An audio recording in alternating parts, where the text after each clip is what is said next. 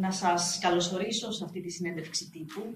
Είναι μια συνέντευξη που θέλαμε εδώ και πάρα πολύ καιρό να δώσουμε και νομίζω ότι τελικά έφτασε η στιγμή να μιλήσουμε περί υγείας στην ΚΟ, να μιλήσουμε με τον Ιατρικό Σύλλογο της ΚΟ, με τους συναδέλφους, τα μέλη του ΔΣ και φυσικά να δεχτούμε τις ερωτήσεις σας, ευελπιστώντας ότι θα καλύψουμε τις απορίες των συμπολιτών μας, αλλά και θα υπογραμμίσουμε αυτές που είναι οι θέσεις του Ιατρικού Συλλόγου, οι οποίες έχουν μια διτή σημασία. Από τη μία, και είναι και ο ισχυρότερος σκοπός, να καλύπτεται με τον καλύτερο δυνατό τρόπο η ποιότητα της υγείας των συμπολιτών μας στο νησί και από την άλλη, οι γιατροί μας να λειτουργούν σε ένα πλαίσιο που τους δίνει τη δυνατότητα πραγματικά να λειτουργούν με τον καλύτερο δυνατό τρόπο και με ένα ασφαλές τρόπο. Θα σας πω ότι σήμερα γίνεται μια αποχή των γιατρών, των ιδιωτών γιατρών από τα ιατρεία τους κατά το πρωινό ωράριο και αυτό γίνεται σε ένδειξη διαμαρτυρίας μιας συμπεριφοράς την οποία δεχτήκαμε το τελευταίο διάστημα από πλευράς αρχών, και θα το θέσω έτσι γενικά προς το παρόν, η οποία δεν τιμά προφανώς τους ανθρώπους που εκφράστηκαν με δυσάρεστο τρόπο για τον ιατρικό κόσμο, αλλά δεν τιμά τις ενέργειες, τη λειτουργία, την πολύχρονη δραστηριότητα των συναδέλφων σε αυτό το νησί. Η συμμετοχή λοιπόν είναι καθολική όλων των ιδιωτών σήμερα και αυτό μας δίνει την πεποίθηση ότι λειτουργούμε προς τη σωστή κατεύθυνση. Θέλω να σας πω ότι τα τελευταία χρόνια, ειδικά από τότε που οι πρώτες παραιτήσεις στο Γενικό Νοσοκομείο ΚΟ των παθολόγων έγιναν αντιληπτές, ο Ιατρικός Σύλλογος και τότε και σήμερα δεν έχει σταματήσει στιγμή να προτείνει λύσεις και να συνομιλεί ή να προσπαθεί τουλάχιστον να συνομιλεί με αυτούς που έχουν τη δυνατότητα να αλλάξουν το θεσμικό πλαίσιο, να δώσουν πραγματικά μια διαφορετική εικόνα της δημόσιας υγείας. Και όταν μιλάμε για δημόσια υγεία, δεν μιλάμε μόνο για κρατική υγεία, μιλάμε γενικότερα για τη δημόσια υγεία. Οι συνάδελφοι ιδιώτες έχουν πραγματικά και αυτοί βάλει πλάτη σε αυτό που είναι το σύστημα της δημόσιας υγείας, γιατί ας μην ξεχνάμε ότι όταν μια πρωτοβάθμια φροντίδα υγείας δεν λειτουργεί στο κρατικό σύστημα, κάποιοι άλλοι την αναλαμβάνουν. Και αυτό έκαναν και έπραξαν με τον καλύτερο δυνατό τρόπο οι συνάδελφοί μας στον Ιατρικό Σύλλογο της ΚΟ. Η κατάσταση σήμερα δεν είναι ιδανική, δεν είναι ιδανική ούτε έξω ούτε μέσα. Αυτή είναι η πραγματικότητα. Θα σας περιγράψουν με σαφείς λεπτομέρειες τι ακριβώς συμβαίνει. Και νομίζω ότι ήρθε πραγματικά η ώρα να μην τα ακούτε μόνο από μένα, έχετε βαρεθεί να με ακούτε, να τα ακούσετε γενικότερα από όλους, από τον καθέναν από εμάς, στον χώρο στον οποίο ως επιτοπλίστων απασχολείτε και να αποκτήσετε κι εσείς μια πραγματικά σαφή άποψη του ποια είναι η κατάσταση της υγείας σήμερα, τι έχουμε κάνει και τι θέλουμε να κάνουμε τις επόμενες μέρες. Θα δώσω το λόγο στον Γιώργο του Σανιδά, ο οποίος είναι αντιπρόεδρος της Ένωσης Νοσοκομιακών Γιατρών και εκπρόσωπος των νοσοκομιακών γιατρών στο νοσοκομείο μας, εκτός από μέλος του ΔΣ προφανώς, ο οποίος θα σας δώσει πραγματικά μια εξαιρετική εικόνα του τι ακριβώς σημαίνει τα τελευταία χρόνια. Καλημέρα σας. Θα προσπαθήσω να αποτυπώσω με αριθμητικά δεδομένα το πρόβλημα της υποστελέχωσης του νοσοκομείου. Αναφέρω λοιπόν ότι αυτή τη στιγμή στο νοσοκομείο της ΚΟ δεν υπηρετεί κανένας παθολόγος και κανένας καρδιολόγος. Από τις ειδικότητες της παιδιατρικής, ακτινολογίας, οτορινολαρυγγολογίας, ουρολογίας και μικροβιολογίας υπηρετεί μόνο ένας γιατρός. Σε ό,τι αφορά τη στελέχωση του τμήματος των επιγόντων περιστατικών, υπάρχουν 5 γενικοί γιατροί, από τους οποίους αυτή τη στιγμή οι 2 βρίσκονται σε αναρωτική άδεια. Σε σχέση με τις θέσεις των αγροτικών που αφορούν τη στελέχωση αποκλειστικά του Κέντρου Υγείας ΚΟ, που συστεγάζεται με το νοσοκομείο, υπάρχουν 6 θέσεις, από τις οποίες αυτή τη στιγμή είναι καλυμμένες μόνο οι 2 και αναμένεται ακόμα ένας συνάδελφος για άμεση ανάληψη υπηρεσίας. Τώρα, σε ό,τι αφορά το πρόβλημα με την παθολογική κλινική, η παθολογική κλινική έμεινε με ένα γιατρό στις 26 Δεκάτου του 2021 και έμεινε ακάλυπτη με την παραίτηση και της άλλης συναδέλφου στις 17 Έκτου του 2022. Από τις 17 Έκτου του 2022 μέχρι και τον Ιούλιο του 2024, με ενέργειες που έγιναν από τη διοίκηση και το Υπουργείο προφανώς, προέκυψε κάλυψη της κλινικής από 22 μετακινούμενους ιατρούς, είτε από τη δεύτερη είτε από άλλες υγειονομικές περιφέρειες, οι οποίοι στο συνολικό διάστημα που υπηρέτησαν στο νοσοκομείο ήταν 8,5 μήνες. Δηλαδή, 2 χρόνια η κλινική είναι χωρίς γιατρό και από αυτά τα 2 έτη, οι 8,5 μήνες καλύφθηκαν με μετακινήσεις. Τώρα, να αναφέρω επίσης ότι η καρδιολογική κλινική έμεινε με ένα γιατρό στις 3 Εντεκάτου του 2023 και πλέον, όπως γνωρίζετε, από τον Ιούλιο, τον τρέχοντα μήνα του 2024, έχει προκύψει το πρόβλημα το μοναδικό υπηρετούντα καρδιολόγο, ο οποίος επισήμως αυτή τη στιγμή βρίσκεται σε γονική άδεια ανατροφής τέκνου, η οποία είναι διάρκειας περίπου 2,5 μηνών. Από εκεί και πέρα θα ήθελα να αναφέρω 2 χαρακτηριστικά παραδείγματα αποχώρησης γιατρών, οι οποίοι τους αναφέρω γιατί είχαν εκδηλώσει ζωηρό και έντονο ενδιαφέρον για να παραμείνουν στο νοσοκομείο. Ωστόσο, λόγω αδυναμίας προκήρυξης των θέσεών τους, έφυγαν κι αυτοί και υπηρετούν σε άλλες υγειονομικές μονάδες. Η μία είναι συνάδελφος ακτινολόγος, η οποία έφυγε στις 11 Δευτέρου του 2021 και η οποία είχε ζητήσει να παραμείνει. Και από τότε το ακτινολογικό τμήμα στελεχώνεται και αυτό με ένα γιατρό. Και ο άλλος είναι ένας συνάδελφος χειρουργός, ο οποίος υπηρετούσε ως επικουρικός, αποχώρησε τη 1 Ενδεκάτου του 2021, ενώ είχε ζητήσει και ο ίδιος αν ήταν δυνατόν να προκηρυχθεί μόνιμη θέση για να παραμείνει. Αυτή είναι μέσα σε άκρηση κατάσταση στο νοσοκομείο αυτή τη στιγμή, με αριθμητικά δεδομένα. Ερωτήσεις μετά. Να συνεχίσουμε με τον Ηλία Γιωργαντή, που είναι ένα εξαιρετικό μέλος του ΔΣ μας και γενικότερα νομίζω ότι όσοι τον γνωρίζετε έχετε εκτιμήσει την ιατρική του ιδιότητα σίγουρα, αλλά και τον πολιτικό του λόγο. Νομίζω ότι θα σας καλύψει σε πάρα πολλές από τις απορίες τις οποίες έχετε. Λοιπόν, Πρόεδρε, από πού να αρχίσω και πού να τελειώσω. Λοιπόν, όταν προέκυψε ευνηδιαστικά το ενδιαφέρον του Υπουργείου για το πρόγραμμα εφημέρευσης των νοσοκομείων, τα οποία είναι υποστελεχωμένα, η πρώτη σκέψη μας ήταν επιτέλους. Τους πήρε λίγο καιρό παραπάνω, αλλά τα κατάφερα. Λοιπόν, σύμφωνα λοιπόν με τα λεγόμενά τους, τα πιο υποστελεχωμένα νοσοκομεία αυτή τη στιγμή της Ελλάδος είναι η ΚΟΣ, η Σπάρτη, η Δράμα και η Ξάνθη. Λοιπόν, να κάνουμε μια σύγκριση σύμφωνα με αυτά που είπε ο συνάδελφος ο Ζανιδάς. Ποια είναι η κατάσταση του νοσοκομείου της ΚΟ και ποια είναι η κατάσταση των άλλων 3 νοσοκομείων που μας λένε ότι είναι επίσης προβληματικά. Λοιπόν, να ξεκινήσουμε πρώτα απ' όλα από το νοσοκομείο της Σπάρτης. Λοιπόν, Σπάρτη, νομός Λακωνίας, εντάξει. Στη Σπάρτη αυτή τη στιγμή υπάρχουν 3 παθολόγοι στην κλινική του νοσοκομείου. Λοιπόν, αυτοί οι 3 παθολόγοι πλέον δεν έχουν ειδικευόμενο ιατρό για τα ΤΕΠ. ΤΕΠ είναι τμήμα επιγόντων περιστατικών. Στα περισσότερα νοσοκομεία αυτό το τμήμα είναι ξεχωριστό. Δεν είναι ίδιο με τα υπόλοιπα τμήματα. Λοιπόν, και έχουν πρόβλημα να κατέβουν οι άνθρωποι στα ΤΕΠ. Δηλαδή δεν υπάρχει παθολόγος στο τμήμα επιγόντων περιστατικών. Αυτό είναι το πρόβλημα του νοσοκομείου της Σπάρτης. Και να πω εκεί πέρα ότι το νοσοκομείο της Σπάρτης προ-COVID είχε 5 παθολόγους, είχε 3 καρδιολόγους, τώρα έχει 2, είχε 5 ακτινολόγους, τώρα μείνανε 2. Είναι και αυτό υποστηλεχωμένο, αλλά δεν υπάρχει το χάλι που υπάρχει στην ΚΟ. Και να πούμε και βέβαια ότι είναι δίκαιο το αίτημα των παθολόγων της Σπάρτης. Και βέβαια είναι δίκαιο. Είναι δίκαιο γιατί έτσι λειτουργεί ένα νοσοκομείο. Γιατί άλλο τα ΤΕΠ, άλλο κλινική. Δεν θα ξεχάσουμε και πώς δουλεύουν τα νοσοκομεία. Εντάξει. Και εδώ θα αναφερθούμε και σε κάποια νουμεράκια, τα οποία είναι πολύ σημαντικά και θα τα πούμε στο τέλος. Γιατί λοιπόν ο νομός Λακωνίας έχει 85.000 κατοίκους. Εντάξει. Η Σπάρτη σαν πόλη έχει 33.000 κατοίκους. Δηλαδή είναι λίγο μικρότερη από την ΚΟ. Έχει και δεύτερο νοσοκομείο μέσα στο νομό, το νοσοκομείο Μολάων, σε μια κομμόπολη 2.850 ατόμων και καλύπτει 10.000 άτομα. Το οποίο νοσοκομείο Μολάων έχει ένα παθολόγο, 2 χειρουργούς, ένα ακτινολόγο και υπόλοιπες ειδικότητες. Λοιπόν, η πόλη της Σπάρτης είναι 1 ώρα από την Καλαμάτα, 1 ώρα από την Τρίπολη και 2 ώρες και 20 λεπτά από την Αθήνα. Εντάξει, πάει η Σπάρτη.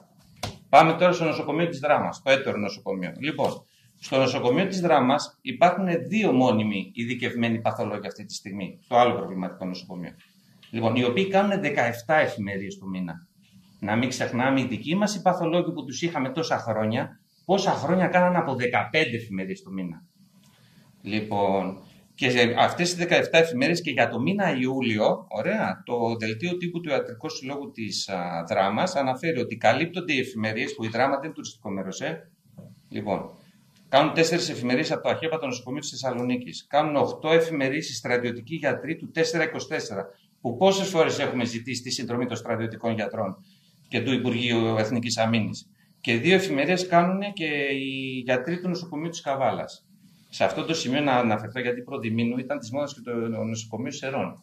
Το οποίο νοσοκομείο Σερών κάλυπτε τη Δράμα με παθολόγους. Λοιπόν, το νοσοκομείο Σερών, στο οποίο κάνανε και οι παθολόγοι μήνυση στο διοικητή, γιατί εφημερεύουν ως αποσπασμένοι στη Δράμα, λοιπόν, έχει 5 παθολόγους. Εντάξει, έχει 2 κλινικές. Και οι Σέρες αυτή τη στιγμή έχουν ένα πληθυσμό. Η πόλη των Σερών έχει 75.000 κατοίκους. Εντάξει. Συνολικά ο νομός είχε 150.000 κατοίκους και είναι 1 ώρα από τη Θεσσαλονίκη. Με όλα αυτά που είπαμε, μπορεί λίγο να είπα λίγο περισσότερα από ό,τι έπρεπε, αλλά δεν γίνεται. Πρέπει να τα βάλουμε συγκριτικά κάτω, να δούμε τι έχουμε και τι έχουν οι άλλοι. Λοιπόν, θα μου πείτε βέβαια ότι οι άλλες είναι πρωτεύουσες νομών. Εμείς δεν είμαστε πρωτεύουσα νομού. Ναι, αλλά ο υγειονομικός χάρτης δεν κοιτάει τον πληθυσμό. Αυτή τη στιγμή τι πληθυσμός υπάρχει στο νησί? Έχουμε τουλάχιστον 130.000 άτομα αυτή τη στιγμή πάνω στο νησί. Εντάξει. Όταν υπάρχει πληθυσμός, υπάρχει και ανάγκη για υπηρεσίες υγείας. Να μην τα ξεχνάμε αυτά. Γιατί ο υγειονομικός χάρτης ποτέ δεν έχει πληθυσμιακά κριτήρια. Και δεν λαμβάνει ποτέ υπόψη και την νησιωτικότητα. Γιατί γι' αυτό είπαμε και τις αποστάσεις. Γιατί εδώ, για να πας σε ένα άλλο νοσοκομείο το οποίο έχει να σου προσφέρει κάτι περισσότερο από αυτό, πρέπει ή διαέρος ή διαθαλάσσης. Λοιπόν, τα συμπεράσματα μας από όλα αυτά που είπαμε είναι πρώτα απ' όλα ότι το πρόβλημα του νοσοκομείου της ΣΚΟ δεν έχει καμία σχέση με τα υπόλοιπα νοσοκομεία. Εντάξει, είναι εντελώς διαφορετικά προβλήματα. Να πούμε ότι σύμφωνα με τη μαθηματικά μοντέλα που λάβαμε από το Οικονομικό Επιμελητήριο, γιατί εδώ πέρα έχουν γίνει συσκέψεις πολλές, οι οποίες δεν τις έχουμε βγάλει στη δημοσιότητα και εκεί χάσαμε επικοινωνιακά. Γι' αυτό γίναμε κακοί γιατροί. Λοιπόν, μας είχαν πει ότι με ένα οικονομικό μοντέλο ότι το ανθρώπινο δυναμικό του κρατικού τομέα θα έπρεπε να έχει οριστεί για πληθυσμό 100 και 120.000 τουλάχιστον. Γιατί μπορεί το χειμώνα να είμαστε 37-40.000 κάτοικοι, αλλά για 6 μήνες μπορεί την ημέρα να έχουμε και 150.000 άτομα. Και 200. Σωστά, και 200 μπορεί να έχουμε. Λοιπόν, τώρα, και πάμε να πούμε και κάποιους οικονομικούς όρους, γιατί εγώ στην τοποθέτησή μου θα ήθελα να αναφερθώ και στον κοπολίτη. Γιατί μιλάω και σαν κοπολίτης, δεν μιλάω σαν γιατρός. Εντάξει. Ποια είναι η κατακεφαλήν προσφορά μας σαν ΚΟΗ στο ΑΕΠ της χώρας? Εντάξει. Ποια είναι τα ανταποδοτικά ωφέλη που έχουμε στην υγεία? Στο διατάφτα, λοιπόν, για να μην μακρηγορούμε, οι ιδιώτες παθολόγοι μπορεί και να συνδράμουν. Στους ήδη υπάρχουν νόμιμους. Με συγχωρείτε. Σε αυτό το σημείο θα ήθελα να αναφερθώ στην αφορά για τους ιδιώτες παθολόγους. Οι ιδιώτες παθολόγοι στο νοσοκομείο της ΚΟ καλούνται να κρατήσουν μια κλινική. Ενώ στα άλλα νοσοκομεία που είδαμε πριν υπάρχουν ήδη μόνιμοι παθολόγοι. Δηλαδή οι άνθρωποι θα πάνε να κάνουν εφημερία και το πρωί θα παραδώσουν τους ασθενείς στους μόνιμους παθολόγους του νοσοκομείου. Σωστά. Λοιπόν, εδώ δεν υπάρχουν μόνιμοι παθολόγοι. Εδώ δηλαδή το νοσοκομείο της ΚΟ και η παθολογική κλινική θα δουλεύει με σκηταλοδρομία. Πάρε εσύ, φέρε εσύ, το στον άλλο, πάρε τον άλλο. Ποιος ήταν ο θεραπευτής γιατρός των ασθενών μες στο νοσοκομείο, μες στην παθολογική κλινική? Λοιπόν, τώρα θα αναφερθώ και σε μια συνέντευξη που είχα δώσει 2 χρόνια πριν, όταν ήταν με αφορμή το τι είχαμε κάνει με τις εκλογές μας. Είχα ισχυριστεί ότι ο Ιατρικός Σύλλογος ΚΟ δεν ανέλαβε ποτέ την ηγετική θέση που θα έπρεπε ως πρωτοστάτης η διεκδίκηση ενός καλύτερου νοσοκομείου. Έχουμε πολλά παραδείγματα να σας αναφέρουμε αυτή τη στιγμή ότι αυτό πλέον δεν συμβαίνει. Έχουμε πρωτοστατήσει, έχουμε δει όλους τους φορείς, έχουμε δει βουλευτές, έχουμε δει τον Περιφερειάρχη, έχουμε βγάλει προτάσεις. Λόγω της Προέδρου μας αποφάσισαν οι σύλλογοι των νησιωτικών περιοχών και έβγαλαν κάποιες προτάσεις, 23 προτάσεις, οι οποίες είναι στα χέρια και του Υπουργού και του Περιφερειάρχη. Έχει γίνει δουλειά. Η δουλειά απλώς δεν έχει δημοσιευθεί. Επίσης, είχα πει ότι δεν καταφέραμε ποτέ ως κοινωνία να διεκδικήσουμε και να απαιτήσουμε και να πείσουμε αυτούς που αποφασίζουν για τη ζωή μας για το τι απαιτεί η υγεία στο νησί. Θα αναφερθώ στην πρόσφατη τηλεσυνάντηση. Για πρώτη φορά, εμείς προσπαθούσαμε να βρούμε τον Υπουργό τόσο καιρό. Έχουμε στείλει τόσα πολλά mail, ακόμα και στον Πρωθυπουργό. Αυτά, Κατερίνα μου, έπρεπε να τα πούμε. Έπρεπε να τα πούμε αυτά, Πρόεδρε. Λοιπόν, έχουμε στείλει mail στον Πρωθυπουργό από την ώρα που παραιτήθηκε η παθολόγος και είναι 2 χρόνια τώρα κλείνουμε, τον Ιούνιο. Λοιπόν, έχουμε στείλει mail στον Πρωθυπουργό, έχουμε στείλει mail στον Υπουργό Υγείας, δεν έχουμε εισακουστεί ποτέ. Δεν έχουμε δει κανένα. Και τον είχαμε απέναντί μας τον Υπουργό, ο οποίος τεχνίατος δεν ήθελε να είναι το δουσού του Ιατρικού Συλλόγου. Γιατί θα υπήρχε αντίλογος. Σωστά. Λοιπόν, και έγινε αυτό που έγινε. Για να μην αναφερθώ τώρα στην άδικη και προσβλητική επίθεση που δεχτήκαμε. Σταύρωσον αυτόν, σταύρωσον αυτόν. Εντάξει, αυτά είπαμε. Λοιπόν, για να κλείσω τέλος πάντων, ως μέλος και της Επιτροπής Ελέγχου των Ιατρίων, να σε ενημερώσω ότι την τελευταία πενταετία έχει δοθεί μόνο μία άδεια σε ιδιώτη ιατρό, σε ένα παιδίατρο. Νέο συνάδελφο για να ανοίξει ένα νέο ιατρείο την τελευταία πενταετία. Και οι άλλες 2 άδειες οι οποίες έχουν δοθεί είναι στους 2 παθολόγους που βγήκαν από το νοσοκομείο. Άρα αυτό τι σημαίνει? Ότι η δικιά μου γενιά μπορεί να είναι και η τελευταία που ήρθε σε τέτοιο βαθμό πίσω στο νησί για να δουλέψει και να ασκήσει τα ιατρικά του καθήκοντα. Φοβάμαι ότι το μέλλον διαφαίνεται πιο δυσίωνο σε σχέση με το παρόν. Αυτή είναι η αλήθεια για την υγεία. Ευχαριστώ. Δεν έχω να προσθέσω κάτι άλλο, Πρόεδρε. Είπα πολλά μου θέματα. Όχι.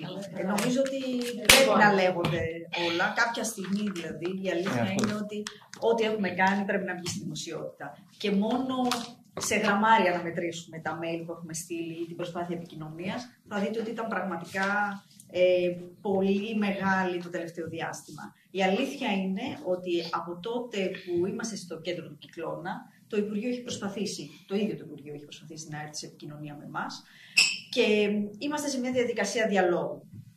Από την άλλη όμως, η διαδικασία διαλόγου αυτή τη στιγμή τίθεται μόνο για το τι θα γίνει το επόμενο δίμηνο, τρίμηνο, τετράμηνο σε σχέση με την παθολογική κλινική, ενώ αυτό που θα θελήσουμε να προτάξουμε είναι η ανάγκη κάλυψης της δημόσιας ζωής κατά μόνιμο τρόπο, προσπαθώντας να υπογραμμίσουμε πραγματικά ό,τι προτάσεις έχουν γίνει για τη διαφοροποίηση του συστήματος υγείας, ειδικά στα νησιά της Παραμεθορίου, γιατί έχει εξαιρετικά μεγάλη ανάγκη.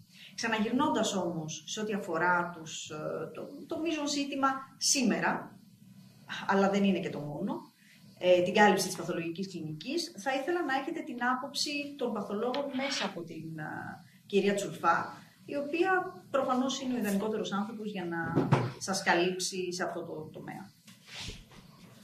Γεια σας και από μένα. Λοιπόν, εγώ είμαι παθολόγος στην ΚΟ 30 χρόνια. Ξεκινήσαμε με τους συναδέλφους που δεν μπήκαμε στο ΕΣΥ και καλύπταμε το ΙΚΑ σχεδόν 20 χρόνια. Απολυθήκαμε από τον ίν Υπουργό, δεν ξέρω, σύμπτωση.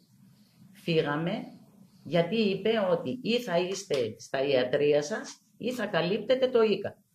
Και αποδομήθηκε η δομή του ΙΚΑ με 25 γιατρούς και όλος αυτός ο φόρτος της πρωτοβάθμιας περίθαλψης του ΙΚΑ μετακυλίστηκε, πιστεύω, στο νοσοκομείο. Κάθε άνθρωπος είχε μία ασφάλεια. Έλεγε, γιατί πληρώνω την ασφάλειά μου, είμαι πολίτης και θέλω να εξυπηρετηθώ από το κράτος. Άρα πηγαίνω στο νοσοκομείο, αφού υπήρξε μόνο αυτό όλα αυτά τα χρόνια. Όμως μετά το 10 και την κρίση, οι παθολόγοι βαίνουν διαρκώς μειούμενοι. Δεν πηγαίνουν πολύ σε αυτή την ειδικότητα. Η ειδικότητα είναι όντως δύσκολη, γιατί είναι ο συνδετικός κρίκος μεταξύ και των άλλων ειδικοτήτων. Για να πάει κάποιος παθολόγος στο νοσοκομείο πρέπει να έχει την αγαστή συνεργασία με τον καρδιολόγο, με τον αιματολόγο, με τον νεφρολόγο, με τον ακτινολόγο. Εμένα που με βλέπετε πέρσι είχα κάνει 7 εφημερίες και ας ξεκινήσουμε ότι τότε δεν υπήρχε κανένας γιατρός, παθολόγος, στην παθολογική κλινική. Εφημέρευα τη μια μέρα, την άλλη μέρα όμως υπήρχε μια ανησυχία. Πού θα μείνουν οι ασθενείς? Τι προβλήματα παρουσιάζουν, ποιος θα τα αντιμετωπίσει. Λοιπόν, εν πάση περιπτώσει, με λίγο πιο μεγάλη προσοχή, αλλά και με φόρτο ψυχικό και σωματικό, ανταπεξήλθα, αλλά είπα ότι αυτό είναι κάπως δύσκολο να συνεχιστεί για πολύ καιρό. Λοιπόν, οι παθολόγοι έχουν μάθει να υπηρετούν την πρωτοβάθμια υγεία και από το 10 ο καθένας, 5 έτσι ήμασταν έτσι κι αλλιώς, πήραμε την πορεία μας στα ιδιωτικά ιατρεία. Με το ζόρι δεν καλούμε κανένα να έρθει στο ιατρείο. Όποιος αποφασίσει πάει στον ιδιώτη γιατρό και όποιος δεν θέλει πάει στο νοσοκομείο. Λοιπόν, λόγω του ότι είναι πολύ μακριά εδώ ίσως από την υπόλοιπη Ελλάδα, για να έρχονται οι παθολόγοι, και όταν ακούνε ότι δεν υπάρχει κανένας, πιστεύω ότι ένας ή δύο είναι πάρα πολύ δύσκολα να ανταπεξέλθει σε αυτό το φόρτο εργασίας που έχει το νοσοκομείο και η παθολογική κλινική. Χρειάζονται τουλάχιστον 4 γιατροί και οι παθολόγοι της ΚΟ ποτέ δεν ήταν ανάλγητοι του να μην πάνε και να βοηθήσουν. Ακόμα και στην πανδημία κρατήσανε τα ιατρεία τους ανοιχτά, εξετάζανε αρρώστους με κίνδυνο της υγείας τους, γιατί αν θυμάστε το νοσοκομείο απ' έξω έγραφε απαγορεύεται η είσοδος. Όλοι αυτοί που πέρασαν αυτή την αντάρα πέρασαν από τα χέρια των ιδιωτών γιατρών. Κλειστές πόρτες και ανοιχτά ιατρεία. Το θυμάστε. Λοιπόν, τώρα το θέμα είναι ότι μίλησαν για επίταξη. Εμείς αυτόν τον όρο δεν τον δεχόμαστε, επίταξη. Ούτε πόλεμο έχουμε, ούτε στην περίοδο του COVID είμαστε, ούτε σεισμό έχουμε. Γιατί να γίνει επίταξη, πρώτον αυτό. Και δεύτερον, μας απειλούν ότι θα μας κόψουν την ηλεκτρονική συνταγογράφηση. Η ηλεκτρονική συνταγογράφηση δεν είναι το χόμπι του γιατρού, είναι το δικαίωμα του αρρώστου. Γιατί θα έρθει και θα ζητήσει να γράψει εξετάσεις, να γράψει ακτινολογικές εξετάσεις. Θέλει να πληρώσει το 10, το 20 και να πάει παραπέρα, να χρειαστεί να δει τι θα κάνει. Θέλει ένα παραπεμπτικό να πάει στον γαστρεντερολόγο. Έχει μέσα από πάνω μέχρι κάτω ένα σωρό πράγματα που λέγονται ηλεκτρονική συνταγογράφηση. Δεν είναι μόνο τα φάρμακα. Λοιπόν, και τώρα δεν μου έρχεται και κάτι άλλο να σας πω. Αν θέλετε. Λοιπόν, και βέβαια είναι δικαίωμά του αυτό, βέβαια. Αυτοί οι άνθρωποι πληρώνουν 30 και 40 χρόνια, βγαίνουν στη σύνταξη, έχουν πληρώσει εισφορές για την υγεία και το κράτος δεν τους καλύπτει τίποτα. Δεν τους καλύπτει νοσοκομιακό κρεβάτι, δεν τους καλύπτει φάρμακα, δεν τους καλύπτει τίποτα. Βέβαια και οι γιατροί Έλληνες πολίτες είναι και εμείς έχουμε βρεθεί στη θέση και εγώ έτυχε να έχω ένα έκτακτο κάταγμα και βρέθηκα στην Αθήνα. Γιατί κι εγώ σαν γιατρός δεν είχα δικαίωμα ως Έλλην πολίτης να με περιθάλψουν? Όχι, έπρεπε να πληρώσω. Πλήρωσα. Λοιπόν. Θα πούμε ότι η αλήθεια είναι ότι το Υπουργείο έχει καταφύγει στις σοφιστίες, λέγοντας ότι σπούδασε τους Έλληνες γιατρούς και τους έδωσε τη δυνατότητα να έχουν δωρεάν συνταγογράφηση και να γράφουν δωρεάν τις εξετάσεις. Στην πραγματικότητα, η ελληνική πολιτεία δίνει τη δυνατότητα σε κάθε Έλληνα πολίτη να φτάσει στην τριτοβάθμια εκπαίδευση μέσω των Πανελληνίων. Ήταν και πρόσφατες, όλοι είχαμε παιδιά στις οικογένειές μας που μπήκαν σε αυτό το Γολγοθά για να μπορέσουν να έχουν λοιπόν μια θέση στα τριτοβάθμια. Και ξέρουμε πάρα πολύ καλά ότι τα παιδιά μας δεν τα σπουδάζει φυσικά κανένα Υπουργείο Υγείας, αλλά τα σπουδάζουν οι οικογένειες, οι γονείς των παιδιών αυτών, που είναι εν τέλει και αυτοί που θα έπρεπε να είναι οι αποδέκτες του συστήματος υγείας, γιατί πληρώνουν γι' αυτό και σαφώς έχουν κάθε δικαίωμα να έχουν ένα σύστημα υγείας. Δεν θα μπούμε στη διαδικασία λοιπόν να κρίνουμε αυτή τη στιγμή τις σοφιστίες, ούτε προφανώς μπορούμε να αποδεκτούμε τέτοιου είδους φιλοσοφίες. Πρακτικά θα πούμε ότι ο ιατρικός κόσμος έχει μια ηθική, αν θέλετε, επιταγή στο να λειτουργεί υπέρ του πολίτη και το κάνει. Απ' την άλλη όμως η πολιτεία έχει την υποχρέωση να προσφέρει στον πολίτη την υγεία που οφείλει να του προσφέρει, την υγειονομική περίθαλψη που οφείλει να του προσφέρει, σε ένα κρατικό σύστημα υγείας, το οποίο το ονομάζουμε δωρεάν, αλλά στην πραγματικότητα πληρώνεται από τους φόρους όλων μας. Στα πλαίσια του τι έχει γίνει όλα αυτά τα χρόνια, πόσο ο Ιατρικός Σύλλογος έχει λειτουργήσει και στα πολύ προηγούμενα χρόνια, αλλά και πόσο ο Πανελλήνιος Ιατρικός Σύλλογος έχει την διάθεση να καλύπτει τις όποιες διαδικασίες, νομίζω ότι ο κύριος Τάλαρος, ο οποίος είναι ο τωρινολαρικολόγος, τον ξέρουμε όλοι καλά, είναι θεός πρόεδρος του Ιατρικού Συλλόγου και αυτή τη στιγμή, πέρα από εκπρόσωπος του οποίου είναι γραμματέας του Διεθνούς Ιπποκρατείου Ιδρύματος, θα μας δώσει έτσι μια άλλη σαφή εικόνα για κάτι εντελώς διαφορετικό. Σήμερα έχουμε 24 Ιουλίου. Χρόνια πολλά δημοκρατία. Από φράγα μέρα για τον Ιατρικό Σύλλογο της ΚΟ. Πρώτη φορά συνέρχεται στο γραφείο του Συλλόγου να περάσει προς τα έξω την οδύνη του, τη λύπη του και τον αποτροπιασμό. Διότι αυτά τα οποία συνέβησαν εις βάρος της ιατρικής κοινότητας της ΚΟ κατά βάση πανελλήνια δεν έχουν ξαναγίνει πουθενά στην Ελλάδα. Πουθενά δεν έχει δειχθεί ο γιατρός με το δάχτυλο.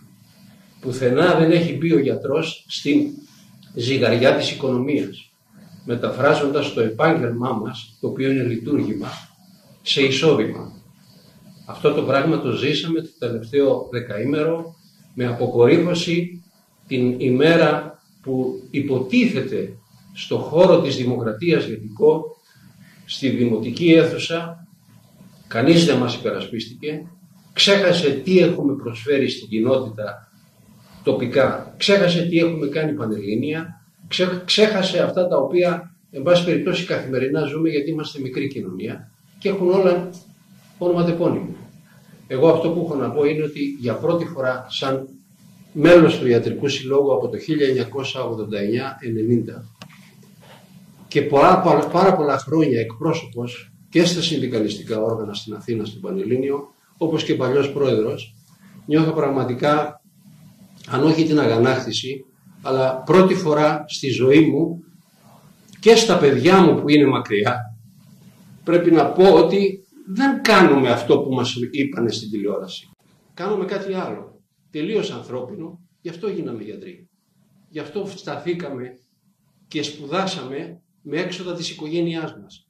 Δεν είμαστε Ανατολικό Μπλοκ. Είμαστε οικός της Ευρώπης. Είμαστε το σύνορο της Ευρώπης και όφιλε η Ελλάδα να προστατεύσει αυτό το νησί που του αποδίδει στον κρατικό προϋπολογισμό τεράστιο κομμάτι οικονομίας. Αν ανησυχήσαν κάποιοι στην ΚΟ, υποπτεύομαι οι φορείς είχαν ονοματεπώνυμο. Ήταν οι ξενοδόχοι. Αυτό το πράγμα δεν έγινε για τους συνταξιούχους του ΙΚΑ, δεν έγινε για τους δημόσιους υπαλλήλους, δεν έγινε για άλλες ομάδες εργασιακές, έγινε για τους ξενοδόχους με απευθείας μετάδοση στο γραφείο του Υπουργού. Με τη διαμεσολάβηση βέβαια του Δημάρχου, ο οποίος οργάνωσε, τεχνικά είχε την ικανότητα, διαπροσωπικά πιστεύω ότι είχε την πρόθεση να βοηθήσει, άσχετα αν στο τέλος απεδείχθη ότι αυτό το πράγμα όχι μόνο δεν βοήθησε, αλλά μας έφερε σε δυσχερή θέση. Διότι τώρα αναγκαζόμαστε να συζητάμε από δύο χαρακόμματα. Εμείς να προστατεύσουμε την αξιοπρέπειά μας, την ιστορία μας, το λειτουργήμά μας και ο κόσμος να νομίζει ότι όλα γίνονται για καθαρά οικονομικούς λόγους. Δεν είναι έτσι. Η κόσμος πρέπει να μάθει την αλήθεια. Η Πρόεδρος έχει ξεκαθαρίσει και χαίρομαι πραγματικά που το επίπεδο της Προεδρίας αυτή τη φορά έχει πάει στην ουσία των γεγονότων. Το νοσοκομείο της ΚΟ δεν φτώχινε χτες. Όταν ήρθα στην ΚΟ, το νοσοκομείο της ΚΟ, κύριε Σανιδά, ήταν γεμάτο ειδικευμένους. Επώνυμους ανθρώπους που έχουν τιμηθεί από την ελληνική πολιτεία. Χειρουργούς, ορθοπαιδικούς, γυναικολόγους. Όλοι αυτοί οι άνθρωποι πού πήγαν? Άλλοι συνταξιοδοτήθησαν. Όμως δεν ανανεώθηκε καμία θέση. Εκ των υστέρων και μεταβίας. Και με μέσο παρακαλώ να διοριστεί ο μόνιμος γιατρός, εφεύρημα καινούριο, επικουρικός γιατρός. Δηλαδή, όσο δυνατόν λιγότερη ευθύνη του κράτους. Δεν γίνεται έτσι η υγεία. Δεν μπορείς να προστατεύσεις τον πολίτη με αυτόν τον τρόπο. Παράγοντας ανθρώπους υγειονομικούς οι οποίοι στο τέλος δεν θα θέλουν να μείνουν στο σύστημα υγείας. Ποιος θα μείνει στο σύστημα υγείας? Ένας αποχωρεί και φεύγει. Και βγαίνει στο ιδιωτικό επάγγελμα. Όχι για να κερδίσει λεφτά, αλλά γιατί αγανάκτησε να μένει στο δημόσιο σύστημα, το οποίο είναι αγαθό για όλους τους πολίτες. Είναι δυνατόν να στερεί τη συνταγογράφηση από τον πολίτη επειδή θέλει να τιμωρήσει τον γιατρό? Τι είναι αυτά τα πράγματα? Ποιος νοσηρός εγκέφαλος του εφήβρε αυτό το πράγμα? Το πέρασε και το κάνει νόμο. Ήδη κατατέθηκε στη Βουλή και από χτες έκανε επίσημο δελτίο τύπου ο Πανελλήνιος, ο οποίος πλέον έχει καθορίσει τη στάση του στο μέλλον και το τι μέλη γενέστε. Δεν θα πάμε καθόλου καλά. Δεν θα πάμε καθόλου καλά γιατί θα εξαντλήσουμε όλα τα νόμιμα μέτρα τα οποία μας δίνει η ελληνική πολιτεία εντός και εκτός Ελλάδος. Να το ξεκαθαρίσουμε. Δεν θα το διαχειριστεί το δικαστικό σώμα που επιλέγει ο Υπουργός. Θα το διαχειριστεί το Ευρωπαϊκό Δικαστικό Σώμα που επιλέγουν 27 εθνότητες. Ξεκαθαρισμένα πράγματα. Θα πάμε μέχρι τέλος. Το γιατρό θα μάθουν να τον σέβονται. Όπως ο γιατρός σέβεται τον πολίτη, θα σέβονται και αυτοί τον γιατρό για να μπορούν να ζητάνε την βοήθειά του. Δεν γίναμε γιατροί για να αποκτήσουμε χρήματα. Ούτε γιατί μας είχαμε οικογενειακή παράδοση περισσότεροι από εμάς. Γίναμε γιατροί γιατί αγαπούσαμε τον άνθρωπο. Δεν θα μας βάλουν τώρα απέναντι στον άνθρωπο. Ό,τι και να κάνουν, όποιος και να το κάνει. Ξανατονίζω, 24 Ιουλίου σήμερα είναι η μέρα της δημοκρατίας. Απεκαταστάθη η μέρα της δημοκρατίας στην Ελλάδα. Εμείς είμαστε επιταγμένοι. Είναι η μέρα της επίταξης. Λες και έχουμε πάλι πόλεμο, όπως τότε τον Ιούλιο του 1974, που πραγματικά επιτάχθησαν και οι γιατροί.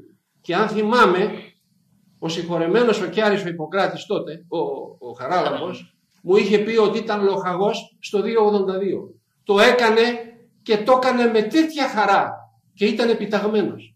Είναι το ίδιο πράγμα αυτό που ζούμε σήμερα. Σκελετωμένο το ΕΣΥ. Το νοσοκομείο μας έρημο. Είναι αυτό νοσοκομείο να στηρίξει 150.000 επισκέπτες στην ΚΟ.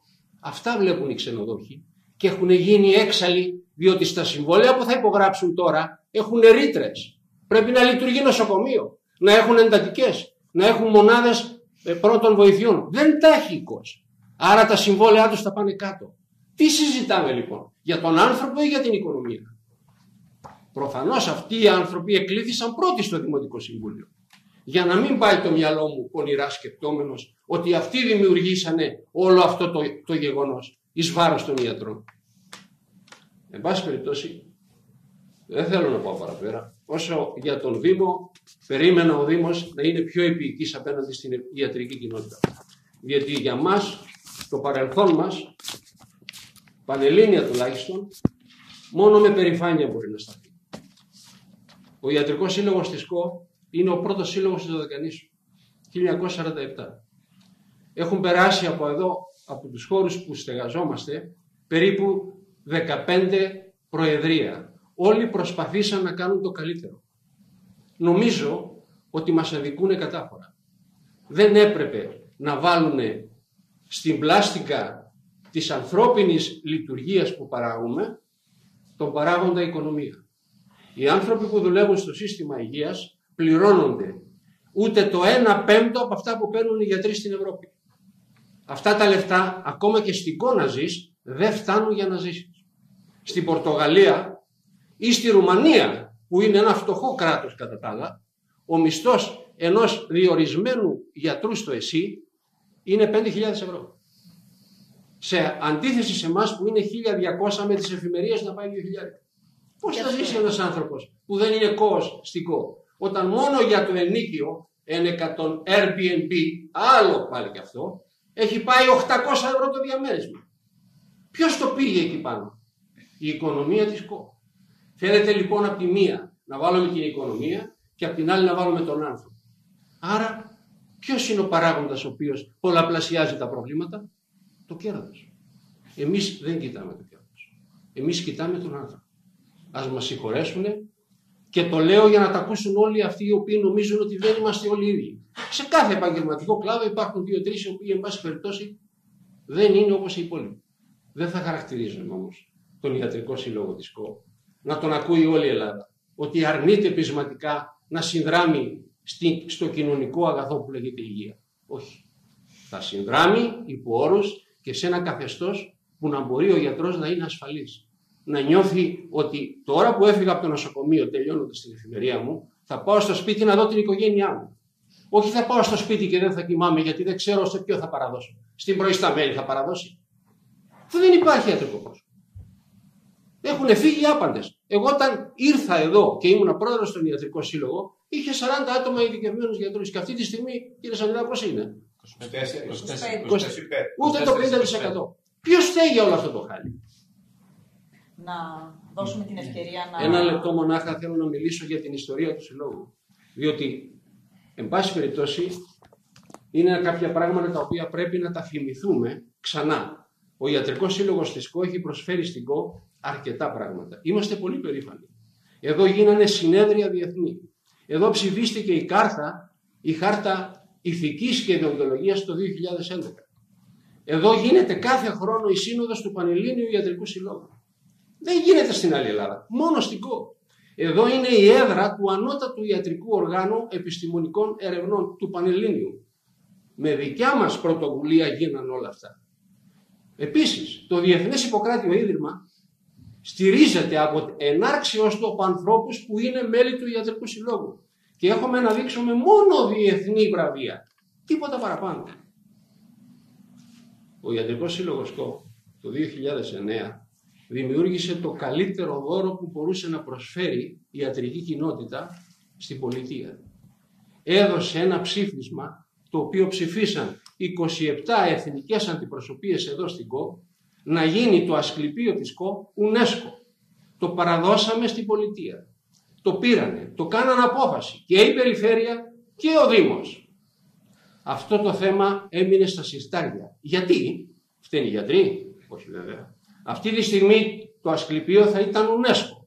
Όπως μου είχε πει ο πρόεδρος του Ιατρικού Συλλόγου της Γαλλίας την ημέρα εκείνη, κυρία Ταλάρε, η κόρη μου που είναι στην UNESCO θα στηρίξει την ΚΟ. Νομίζω ότι το χρέος μας το κάνουμε με το παραπάνω. Ας κάνουν και οι υπόλοιποι το χρέος που τους ανήκει.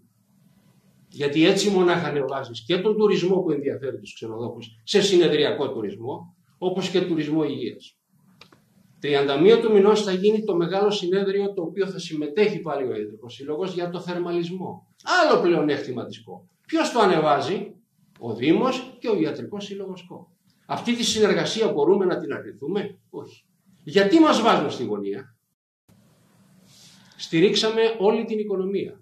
Και με τα λύπης μου έχω να πω ότι μας προδώσαν. Εδώ στο έντυπο αυτό φαίνεται η συνδρομή μας στην Τράπεζα Δωδεκανήσου. Ήμασταν τα ιδρυτικά τους μέλη. Μας κάναν χορηγούς και θα δείτε στα έντυπά τους πάνω τα στοιχεία μας. Ορίστε. Όλο αυτό κατεδαφίστηκε. Στις Σέρρες η Συνεταιριστική Τράπεζα λειτουργεί από τότε. Βέβαια εκεί μπορούσαν να την προστατεύσουν κάποιοι. Εδώ δεν μπορούσε κανένας. Τα μέλη του συλλόγου μας που είναι εκλεγμένα και στον πρώτο και στο δεύτερο βαθμό είναι γνωστά. Υπήρξαν άνθρωποι οι οποίοι πέρασαν και από το Δημοτικό Θοκό και από το Προεδρείο του Δήμου, όπως και από την Περιφέρεια. Δεν νομίζω ότι κανείς από αυτούς αρνήθηκε να βοηθήσει τον τόπο του. Τώρα, γιατί ο Ιατρικός Σύλλογος δεν συμμετέχει στο Διοικητικό Συμβούλιο του Γενικού Νοσοκομείου ΚΟ? Ας λογοδοτήσουν οι προηγούμενοι που κάνουν νόμους. Εμείς το ζητάμε 20 χρόνια. Φέτος ψηφίστηκε ο νόμος και ακόμα δεν εφαρμόστηκε. Να μην μάθει ο Ιατρικός Σύλλογος τι γίνεται στο νοσοκομείο.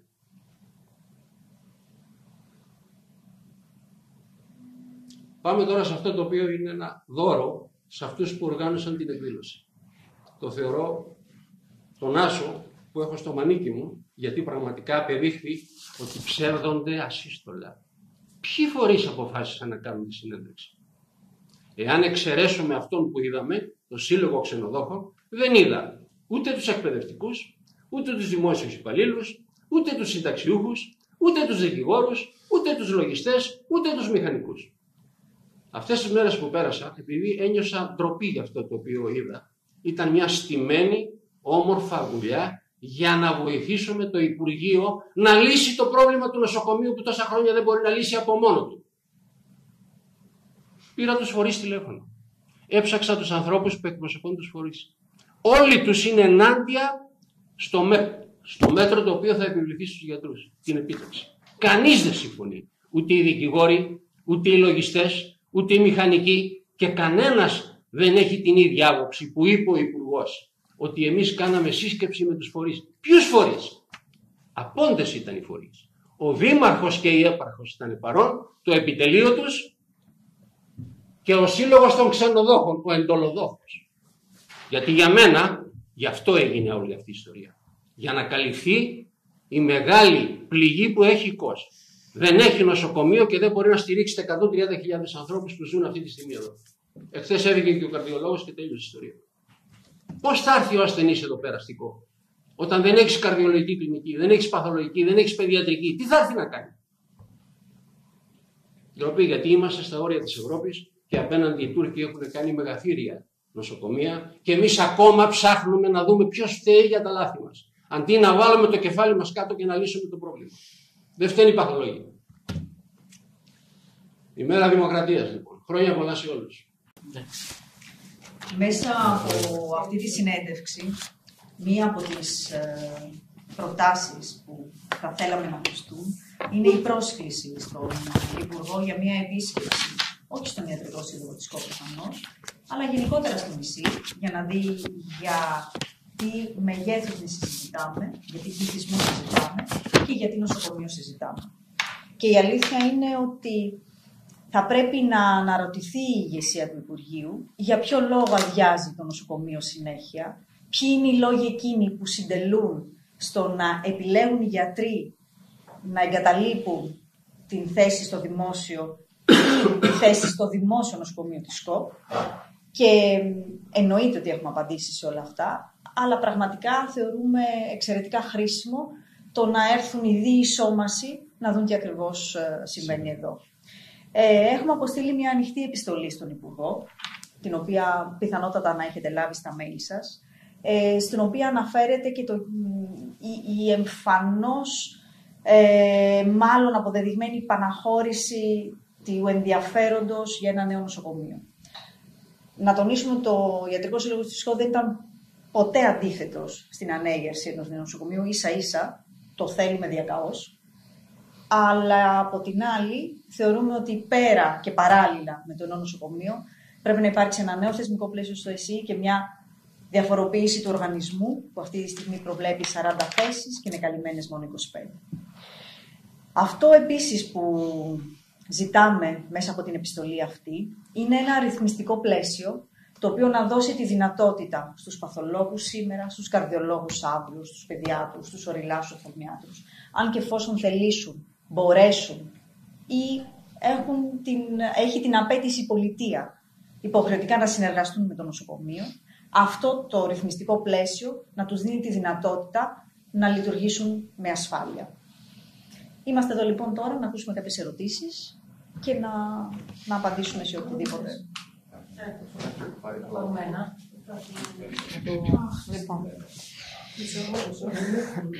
θέλω να ξεκινήσω από κάποιες λέξεις που έχω σημειώσει. Κύριε Τάλαρα, αναφερθήκατε σε εντελοδόχο, στημένη τηλεδιάσκεψη και γενικότερα βγαίνει ένα μένος με τις αρχές, όπως το είπε μια αγανάκτηση, είναι σωστά το χρησιμοποιείτε τη λέξη. Μπορείτε να γίνετε έτσι λίγο πιο σαφείς, γιατί λίγο στοχοποιήσατε από αυτά που είπατε τώρα, αναφέρομαι, την Ένωση Ξενοδόχων. Το θέμα δηλαδή είναι μόνο η Ένωση Ξενοδόχων ή γενικότερα οι αρχές, γιατί και η Πρόεδρος δεν ήταν σαφής, ήταν ασαφής, λέγοντας αρχές και δεν θέλησε να πει αν είναι οι τοπικές ή και οι πολιτικές αρχές. Γιατί όλα τα προβλήματα έχουν ένα όνομα και ένα επίθετο. Για να είμαστε και πιο σαφείς, μιας και μας ακούει και η ΚΟΑΚΙ κοινωνία, να πούμε σε τι ακριβώς αναφέρεστε. Τι περιμένατε δηλαδή από τις αρχές αυτήν την τηλεδιάσκεψη, που από ό,τι κατάλαβα σας πίκρανε πάρα πολύ και συμμεριζόμαστε όλες αυτές τις αγωνίες, γιατί και εμείς όλοι οι συνάδελφοι έχουμε καλύψει κατά καιρούς με ρεπορτάζ και τις συνεντεύξεις αλλά και τα προβλήματα του νοσοκομείου. Είναι γνωστά, αλλά είναι άλλα τα προβλήματα, τα οποία όμως όλα αυτά τα χρόνια βλέπουμε ότι ναι, δεν λύνονται τα προβλήματα της τελέχωσης του νοσοκομείου, αλλά χέρι-χέρι όμως πορεύεστε με τις τοπικές αρχές, και έτσι είναι και ο ρόλος σας άλλωστε, να πορεύεστε χέρι-χέρι για να λύνετε κάποια προβλήματα. Αυτά τα προβλήματα όμως δεν λύθηκαν όλα αυτά τα χρόνια. Γιατί ξαφνικά λοιπόν αυτή η δυσαρέσκεια και αυτή η αντιπαράθεση? Ευτυχώς που όλα έχουν καταγραφεί και μπορεί οποιοδήποτε να ανατρέξει στο παρελθόν και να δει πώς ακριβώς έγινε. Εγώ είχα δει ένα μέρος από αυτό μέχρι που το είδα στο σύνολο πλέον. Και κατάλαβα ότι όλο αυτό ήταν ένα καλωστημένο θέατρο για να δικαιολογηθεί η απόφαση του Υπουργού και τίποτα παραπάνω. Γιατί ο Ιατρικός Σύλλογος εκλήθηκε 5 λεπτά ή ίσως και 20 λεπτά, όπως λένε κάποιοι, πριν την συνάντηση. Όταν οργανώνεις αυτή τη συνάντηση και μπαίνεις μπροστάρεις για να την κάνεις με τον Υπουργό, τον πρώτο που πρέπει να βάλεις συνομιλητή δεν είναι τους ξενοδόχους, είναι τον Ιατρικό Σύλλογο. Διότι αυτός θα βάλει πλάτη. Οι ξενοδόχοι περιμένουν να εισπράξουν, να καλύψουν και να εξασφαλίσουν τους επισκέπτες. Ποιος θα το κάνει αυτό το πράγμα? Μόνο ο Ιατρικός Σύλλογος μπορεί. Άρα δεν του δώσαν τη θέση που του άρμοζε. Γι' αυτό είμαι πάρα πολύ πικραμένος. Διότι οι άνθρωποι αυτοί που ήταν εκεί στην αίθουσα είναι όλοι κόοι. Μαζί μεγαλώσαμε. Ξαφνικά φταίμε εμείς για όλα τα κακά του νοσοκομείου και όχι αυτοί που διοικούν και ορίζουν νόμους και καταστάσεις. Δεν το βλέπουν τόσα χρόνια ότι αδειάζει. Περιμέναν να μην έχει ούτε ένα παθολόγο. Πού θα πάει ο εφημερεύων να αποδώσει ημερήσια λειτουργία? Στην προϊσταμένη? Τι είναι αυτά που λένε τώρα? Δηλαδή θα ξεχάσουμε την ιατρική που ξέρουμε? Και στο κάτω-κάτω, τι φταίει ο ιδιώτης ιατρός? Να φέρει γιατρούς από άλλα μέρη. Να αποσπάσει στρατιωτικούς που το λέμε και το ξαναλέμε και τους έχει, δεν ξέρω, για άλλες δουλειές. Μάλλον. Να κάνει ελκυστικό το εσύ. Στην πραγματικότητα, βεβαίως, μιλάμε για αυτό που λέει η Πρόεδρος είναι η ουσία. Η αγανάκτησή μας είναι γιατί εμείς πολεμάμε από την ώρα που παραιτήθηκε ο Διευθυντής Παθολογικής να δούμε τον Υπουργό Υγείας και σε αυτά τα 3 χρόνια τον έχουν δείξει εδώ και 4 φορές. Τι έχουν συζητήσει? Γιατί ο Υπουργός δεν θέλει να δει εμάς? Δηλαδή έχουν γίνει 4 συναντήσεις με την Ένωση Ξενοδόχων της ΚΟΒ και όχι με τον ιατρικό. Έχουν γίνει παραπάνω. Έχουν γίνει κάποιες συναντήσεις μεταξύ του Υπουργού Υγείας και πριν τον Υπουργό Υγείας. Με την Ένωση Ξενοδόχων δεν έχει γίνει ποτέ με τον Ιατρικό Σύλλογο. Και προφανώς η βαριά βιομηχανία της Ελλάδας είναι ο τουρισμός. Και Εντάξει, δεν έχουμε προφανώς κάνει και και δεν είναι. ζηλεύουμε. Να το θέσουμε έτσι.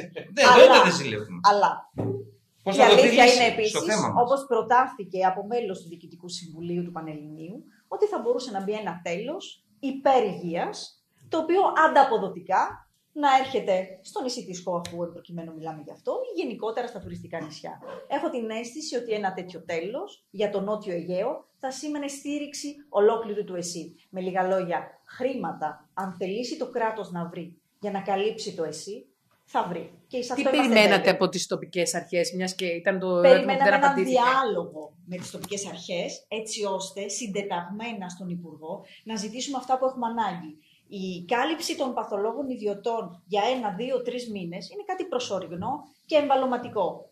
Και επαναλαμβάνω, δεν έχουν αρνηθεί, θέλουν απλά ένα πλαίσιο στο οποίο να συμβεί αυτό. Δεν μπορούμε όμως ούτε με εμβαλωματικές λύσεις, ούτε με μια επιδοματική πολιτική που έχει επιλέξει το Υπουργείο, εμείς να καλύψουμε τη δευτεροβάθμια δομή που έχουμε ανάγκη να λειτουργεί καλά, ακριβώς επειδή η βαριά βιομηχανία μας είναι ο τουρισμός, ακριβώς επειδή θέλουμε 1,5 εκατομμύριο και 2 και 3 εκατομμύρια επισκέπτες και προφανώς θέλουμε οι 40.000 που επιλέγουν να ζήσουν στην παραμεθόριο περιοχή, με ό,τι κόστος έχει αυτό, σε πρακτικά ζητήματα της καθημερινότητας, να έχουν την υγεία που τους αξίζει. Όταν λοιπόν μιλάμε ότι έχουμε μπει στο στόχαστρο από τις αρχές, εννοούμε από το Υπουργείο μέχρι το Δήμο. Ήταν άδικο αυτό που συνέβη σε εκείνη τη συγκεκριμένη. Άτομο σίγουρα. Άρα περιμένετε μεγαλύτερη στήριξη. Ηθική. Όχι. Συνεννόηση για το τι θα χρειαζόμαστε. Η λύση του προβλήματος δεν να μπουν μέσα 5 ιδιώτες να κάνουν από 6 εφημερίες και τελειώσαμε.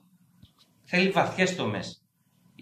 Ο Υπουργός, ωραία, είναι και το νομοθετικό και εκτελεστική, και η νομοθετική και εκτελεστική εξουσία. Πρέπει να πάρθουν βαθιές τομές, να βγουν δηλαδή νέοι νόμοι στο πώς θα μπορέσει αυτό το νοσοκομείο να φέρει περισσότερους γιατρούς, να αλλάξει το πώς γίνονται οι προκηρύξεις. Όλα αυτά υπάρχουν σε προτάσεις εδώ πέρα. Δηλαδή, περιμένατε από τον Δήμο και την Περιφέρεια να γίνουν πιο υποστηρικτικοί στα αιτήματά σας. Ακριβώς. Όχι υποστηρικτικοί στα αιτήματά μας, να γίνουν γνώστες. Νομίζω ότι είναι όμως, το λένε κατά καιρούς. Πιθανότατα δεν γνωρίζουν για τις προτάσεις που έχουν γίνει.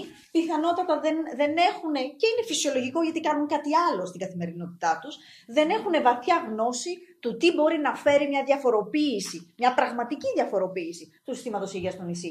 Πώς θα είμαστε καλυμμένοι αύριο, πώς θα πάμε στο νοσοκομείο και θα έχουμε γιατρούς αυτούς που χρειαζόμαστε, όχι αυτούς που δεν βρίσκουν δουλειά άλλο και αυτό εδώ. Κυρία Καβαλά, και ρωτάω και τους υπόλοιπους πάνω σε αυτό που λέτε. Δεν σας έχει καλέσει ποτέ κανένας φορής να κάτσετε στο ίδιο τραπέζι? Έχουμε εμείς καλέσει πολλές φορές τους φορείς. Κάποιοι έχουν αποδεχτεί, κάποιοι άλλοι όχι. Η αλήθεια είναι ότι το Υπουργείο επέλεξε τώρα, σε αυτή τη συγκυρία, να συνομιλήσει μαζί μας. Μέχρι και πριν από 10 μέρες δεν είχαμε καμία επαφή. Μετά την τηλεδιάσκεψη υπήρχε κάποιο αποτέλεσμα κατά τη διάρκεια της συνομιλίας είτε με το Δήμο είτε με... Δεν υπήρξαν συνομιλίες με το Δήμο, καμία απολύτως. Επιλέξαμε να κάνουμε αυτή τη συνέντευξη τύπου για να εκφράσουμε δημόσια τον προβληματισμό μας για τον τρόπο με τον οποίο συνέβη όλο αυτό και την αγανάκτησή μας για τα όσα εκφράστηκαν. Και είμαστε σε μια επαφή με το Υπουργείο για να δούμε μήπως μπορέσουμε να βρούμε λύσεις οι οποίες να είναι μακριά από λέξη επίταξη, μακριά από λέξη υποχρεωτικότητα, μακριά από ό,τι έχει σχέση με απειλές. Να βρούμε κάτι το οποίο να είναι σε μια πιο μόνιμη βάση και να καλύπτει και τους ιδιώτες παθολόγους που αυτή τη στιγμή καλούνται να προτάξουν τις υπηρεσίες τους, αλλά και γενικότερα τους γιατρούς του. Και με τον καρδιολόγο τι γίνεται με τον καρδιολόγο? Αυτή είναι η πρώτη ειδικότητα που θα χρησιμοποιήσουμε. Ότι έπονται δηλαδή μετά τον παθολόγο. Αφού θα είναι Στα υπόλοιπα νοσοκομεία θα πάνε ιδιώτες ιατροί να βοηθήσουν τους μόνιμους ιατρούς του νοσοκομείου. Εδώ δεν υπάρχουν μόνιμοι ιατροί, δεν υπάρχουν κλινικές. Και είναι το μόνο νοσοκομείο, όπως επισημάνατε πριν, που δεν έχει έναν. Υπάρχουν ουσιαστικά για να το κάνουμε αποσπασμένοι συνάδελφοι. Δηλαδή, υπάρχει μια κλινική. Δεν υπάρχει κανένας γιατρός. Και υπάρχει, παραδείγματος χάρη, θα μιλήσω υποθετικά, ένας ασθενής. Θα πάει ο ιδιώτης ιατρός, θα κάνει την εφημερία του και την επόμενη μέρα δεν υπάρχει γιατρός για το πρωινό ωράριο να αναλάβει. Και αν υπάρχει και μια. Η υπόσχεση είναι για αποσπασμένους συναδέλφους για όλο το διάστημα που θα λειτουργήσουν οι ιδιώτες παθολόγοι στο νοσοκομείο. Αλλά να τονίσουμε ότι είναι μια υπόσχεση. Αυτή τη στιγμή δεν υπάρχει ένα πλαίσιο το οποίο να επιβεβαιώνει κάτι τέτοιο. Το πλαίσιο που υπάρχει, που μπορεί να επιβεβαιωθεί εγγράφος, είναι ότι η παθολογική θα καλυφθεί μέχρι 15 Αυγούστου με μετακίνηση συναδέλφου από την Ικαρία. Και ότι έχει περάσει η απόφαση στο ΔΣ του νοσοκομείου για σύναψη σχέσεως εργασίας ιδιωτικού δικαίου με 2 ιδιώτες καρδιολόγους ορισμένου χρόνου, το λεγόμενο μπλοκάκι. Αλλά αυτό πέρασε ως έγκριση, δεν γνωρίζουμε ούτε την έναρξη, ούτε τη λήξη, ούτε το πώς θα διαρκέσει αυτή η συνεργασία. Λοιπόν, έτυχε Μπορώ να προσθέσω κάτι. Πρώτα, λογικό, ο κόσμος απορεί γιατί φτάσαμε εδώ. Και χαίρομαι που πραγματικά μέσα από τα μέσα ενημέρωσης θα καταφέρουμε να φτάσουμε στην άκρη του χωριού που λέμε την αλήθεια. Γιατί η αλήθεια έχει αξία. Και όχι αυτό που θέλεις να καμουφλάρεις και να παρουσιάσεις. Εάν το νοσοκομείο δεν έχει γιατρό, αυτό είναι εις βάρος του πολίτη που μένει σε αυτό το νησί. Και δεν έχει εναλλακτική λύση ούτε ο φτωχός ούτε ο πλούσιος. Γιατί δεν υπάρχει άλλο αριστερό δάχτυλο. Ένα και μοναδικό είναι το Γενικό Νοσοκομείο Ιπποκράτης της Σκόπου. Δεν έχουμε ούτε τη Euromedica δίπλα μας, ούτε ιδιωτικές κλινικές, ούτε είμαστε χερσαία Ελλάδα να πάρεις αμάξι και να πας σε μία ώρα σε ένα άλλο νοσοκομείο. Εδώ είσαι αποκλεισμένος. Το καλοκαίρι ίσως πιο εύκολα, διότι υπάρχουν συγκοινωνίες εύκολα. Το χειμώνα πάρα πολύ δύσκολα, μπορεί να κάνεις και 2 μέρες. Εγώ την πρώτη μου αερομεταφορά με ασθενή την έκανα για έναν που δεν υπήρχε αιμοκαταρσιστικό και έπρεπε να πάει στη Ρόδο. Με ένα αλφα τσάρλι του ναυτικού 4 θέσεων. Την πήρα αγκαλιά και την πήγα στη Ρόδο. Είχε αποκλειστεί λόγω καθαρής Δευτέρας στην πόλη. Το ίδιο καθεστώς υπάρχει και τώρα. Δεν αλλάζει τίποτα. Λοιπόν, την περασμένη Κυριακή ήμουν σε εστιατόριο. Ήταν η μοναδική παιδεία ακριβώς άκουγε την άδεια της να πει το σύζυγό της να πάει. Τη στιγμή εκεί τη ρωτάω, εάν χτυπήσει ένα τηλέφωνο, να καθίσετε να αφήσετε το φαγητό σας, το έχετε βγει το σύζυγο και θα φύγετε. Μια που το είπα, μια που χτύπησε το τηλέφωνο. Η γυναίκα σηκώθηκε και πήγε στο πεδίο που χρειαζόταν την βοήθεια. Αυτή είναι η πραγματικότητα όλων. Αυτή είναι η καθημερινότητά μας. Δεν περιγράφεται κάτι. Έχετε καταλάβει ότι ψάχνουμε γιατρούς υλωτές. Υπάρχει περίπτωση άνθρωπος να έρθει εδώ να δουλεύει 30 μέρες το μήνα, 24 ώρες το 24ωρο. Γίνεται να έρθει. Θα ερχόσασταν εσείς με τέτοιες συνθήκες εργασίας? Και στο κάτω-κάτω, συγγνώμη, εάν οι διοικούντες δεν εξαιρώ κανένα, και τους προηγούμενους και τους σημερινούς, και αυτούς που είναι στην ΔΥΠ πάνω, και αυτούς που λειτουργούν εδώ στην ΚΟ, αλλά και αυτούς που είναι στο Υπουργείο, βλέπουν ότι δεν πάει καλά το καράβι και πάει στα βράχια.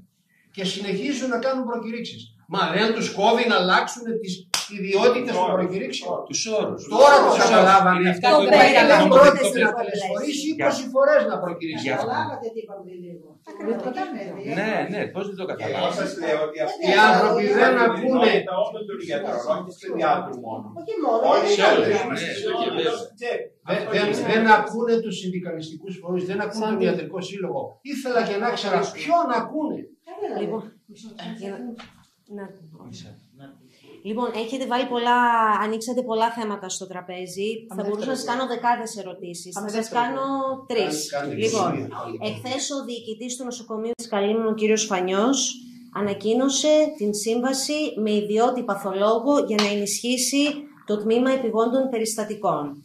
Για ποιον λόγο δεν συμβαίνει κάτι αντίστοιχο στην ΚΟ Και θα μου επιτρέψετε να συνεχίσω σε αυτή την ερώτηση. Γνωρίζουμε και ότι η ιδιώτης παθολόγος προσφέρθηκε τα προηγούμενα χρόνια όταν άρχιζε να καταρρέει το νοσοκομείο και να φεύγουν τα θεμέλια του νοσοκομείου, τα πρόσωπα βεβαίως εννοώ, προσφέρθηκε να βοηθήσει με τις νόμιμες συμβάσεις που υπάρχουν, τους νόμιμους τρόπους συνεργασίας με τα μπλοκάκια, δεν ξέρω ποια είναι αυτά, αλλά πληροφορηθήκαμε δημοσιογραφικά και ουδέποτε διαψευστήκαμε ότι άλλοι συνάδελφοι δεν τους αγκάλιασαν όπως θα έπρεπε εντός του νοσοκομείου και εν τέλει αυτοί οι άνθρωποι σηκώθηκαν και έφυγαν.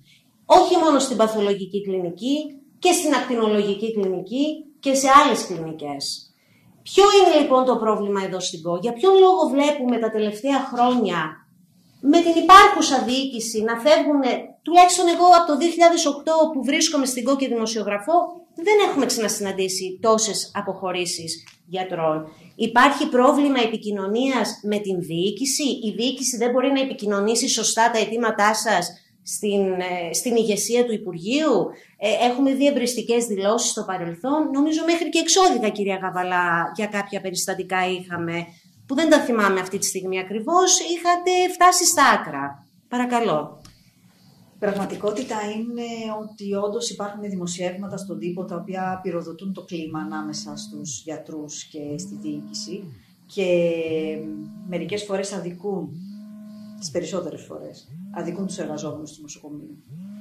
Όντως υπήρξε ενδιαφέρον συναδέλφων στην αρχή των ελλείψεων στην παθολογική κλινική, αλλά πολύ σύντομα οι συνάδελφοι συνειδητοποίησαν ότι ήταν εξαιρετικά δύσκολο να μπορέσουν μόνοι τους να κρατήσουν το βάρος της παθολογικής κλινικής, οπότε και αποχώρησαν.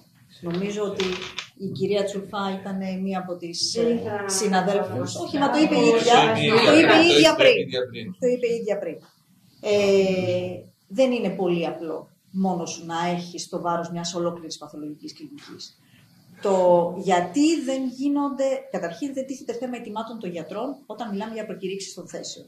Η προκήρυξη των θέσεων είναι ευθύνη της πολιτείας, του νοσοκομείου προφανώς, της ΔΥΠΕ και του Υπουργείου για την κάλυψη, την υγειονομική κάλυψη των πολιτών. Δεν είναι το αίτημα του μεμονωμένου γιατρού που λέει εγώ θέλω να προκηρύξεις, καθόλου. Άρα οι προκηρύξεις γίνονται όμως 2 ή 3 φορές το χρόνο, γιατί η πολιτεία έχει αποφασίσει ότι δεν έχει χρήματα να δώσει παραπάνω. Όταν γίνονται 2 ή 3 φορές το χρόνο, μπορεί να προκηρύξει μέχρι το 10% των θέσεων. Αυτό σημαίνει ότι στις 40 θέσεις που έχει το νοσοκομείο της ΚΟ, μπορεί να προκηρύξει 4. Όταν λείπουν 4 παθολόγοι, που θα έπρεπε να προκηρύξεις και τις 4 θέσεις μαζί, στην πραγματικότητα δεν το κάνεις, γιατί έχεις να καλύψεις και την παιδιατρική και το ακτινολογικό και το καρδιολογικό. Άρα προκηρύσεις maximum 2. Οι 2 είναι λίγοι πάλι για να μπορέσουν να αναλάβουν. Και άλλωστε έφυγαν και οι προηγούμενοι όταν έμειναν 2. Άλλωστε 2 είναι στις αίρες, 2 είναι στην δράμα, 2 είναι και δεν αντέχουν και δεν μπορούν και ζητάνε βοήθεια. Το οργανόγραμμα που δεν επαρκεί και έχει 40 θέσεις, αυτή τη στιγμή λείπουν 16 γιατροί. Λείπουν με μετακίνηση. Το οποίο δεν είναι καινές Όχι. Είναι καινές. Το οργανόγραμμα λέει πόσοι γιατροί χρειάζονται σε αυτό το νοσοκομείο. Εμείς αυτό το θεωρούμε απαρχαιωμένο και θέλουμε χρόνια να αυξηθεί ο αριθμός των ιατρών. Λοιπόν, από αυτούς τους 40 που δεν φτάνουν, έχουμε 24. Από αυτούς τους 24, το νοσοκομείο της ΚΟ λόγω νομοθεσίας δεν μπορεί σε προκήρυξη να ζητήσει πάνω από 4 θέσεις. Το καταλαβαίνετε. Όταν λοιπόν μιλάμε για αλλαγή θεσμικού πλαισίου, μιλάμε για αλλαγές στην νομοθεσία, οι οποίες θα αλλάξουν και διοικητικά τα πράγματα, έτσι ώστε πραγματικά να μπορέσει να γίνει. Όταν λέμε ελκυστικό το περιβάλλον, δεν εννοούμε να έχουμε ωραίες καρέκλες και ωραία πατώματα. Εννοούμε να υπάρχει μια οργανωμένη διαδικασία μέσα σε μια κλινική. Εργαλεία, υλικά και άνθρωποι. Ικανός αριθμός ανθρώπων ώστε να καλύπτονται οι εργασίες της κάθε κλινικής. Να προσθεθεί όμως και το εξής, ότι αν αυτά ίσχυαν στο παρελθόν λόγω μνημονίου, λόγω οικονομικής στενότητας του κράτους, λόγω αδυναμίας να καλύψει το 1/4 απολύσεις, κύριε Σανιδά, που έλεγε ο παλιός νόμος για το ΕΣΥ, αυτά πλέον έχουν καταργηθεί εδώ και κάποια έτη. Και υποτίθεται ότι έχουμε ανάπτυξη κατά τα λεγόμενα των κυβερνώντων. Πού είναι η ανάπτυξη λοιπόν στην υγεία? Άρα δεν υπάρχει πρόθεση να αλλάξει ο δείκτης που θα πέφτει η ανάπτυξη. Να κάνουμε 5 ξενοδοχεία μεγάλα και να μην έχουμε νοσοκομείο να νοσηλεύσουμε ένα κάταγμα. Συμπληρωματικά, όσον αφορά τους οργανισμούς, κλασικό παράδειγμα αδιαφορίας των δικούντων είναι το κέντρο υγείας Αντιμάχης. Ναι, Το 2011 παραδόθηκε ως το πιο σύγχρονο κέντρο υγείας και με δυνατότητα να φιλοξενεί ανθρώπους που πρόσφατα δεν μπορούσαμε να φιλοξενήσουμε τους εκαβίτες. Δεν υπήρχαν δωμάτια να κοιμηθούν οι άνθρωποι. Συνεχίζει να με έχει οργανισμό το κέντρο Λοιπόν, υγείας αυτό Αντιμάχης. το πράγμα είναι σκελετός. Αγροτικό ιατρείο. Έχουν περάσει από τότε πόσα χρόνια. 2010 παραδόθηκε επί Αβραμόπουλου, ήμουν πρόεδρος του Σύλλογου. Λοιπόν, έχουν περάσει 13 χρόνια. Πόσοι υπουργοί υγείας έχουν περάσει? Όλοι έχουν πάρει φάκελο από τον Ιατρικό Σύλλογο. Εγώ προσωπικά έχω μοιράσει τουλάχιστον 4. Όλοι τους τα ίδια παντελάκι μου, τα ίδια παντελή μου. Αλλού το ενδιαφέρον για την ΚΟ.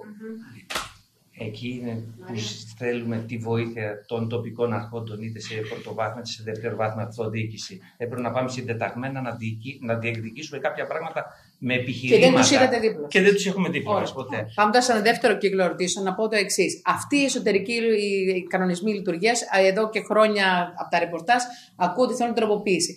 Από ποιον χρειάζεται να κάνει την τροποποίηση? Ποιος έχει το νομοθετικό έργο? Άρα δηλαδή το Υπουργείο πρέπει να κάνει τον. Ωραία, έχει γίνει έτοιμα για αλλαγή του οργανισμού. Εδώ οι προτάσεις. Και από τη διοίκηση, αλλά μπαίνει στο σιτάρι. Ωραία. Και ένα άλλο ερώτημα που θέλω να θέσω είναι το εξής. Από τη στιγμή που το Υπουργείο Υγείας λοιπόν δεν αλλάζει αυτούς τους οργανισμούς που αντιλαμβανόμαστε όλοι τελικά γιατί δεν αλλάζουν, από τη στιγμή που υπάρχει όλο αυτό με τις προκηρύξεις, είναι αντιληπτό. Γιατί λοιπόν από τη στιγμή που δεν υπάρχουν γιατροί και είναι 0 γιατροί τώρα και στο καρδιολογικό και στο παθολογικό τόσα χρόνια, γιατί δεν επεμβαίνει η εισαγγελέα στο μιλάμε για δημόσιο κίνδυνο? Δεν διατρέχει κίνδυνο η δημόσια υγεία, η υγεία των πολιτών, των νόμιμων, των μόνιμων πολιτών και των τουριστών. Και είναι θέμα ζωής και θανάτου. Γιατί δεν παρεμβαίνει καμία εισαγγελική αρχή? Μπορείτε να μου πείτε παρακαλώ πραγματικά?